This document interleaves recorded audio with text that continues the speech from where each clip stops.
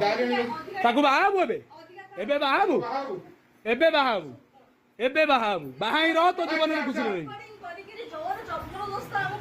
सत कथा कह सत कथा कह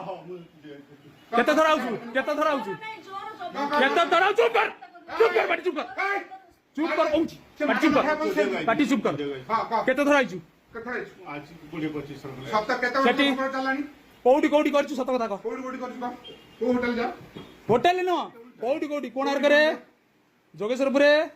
एठी सबु घर मु देखि जोगेश्वरपुर संध्या आले तू जाऊ गाड़ी भीतर बसई गाड़ी भीतर से अरे कहू न हो कि ना फातु न केथर